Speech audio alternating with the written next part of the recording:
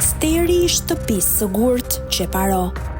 Në rrugicat e ngushta të Qeparos së vjetër, që mbarte ende frymën e shekujve, gjendet një shtëpi madhështore prej guri, me dritare të vogla dhe mure të trasha.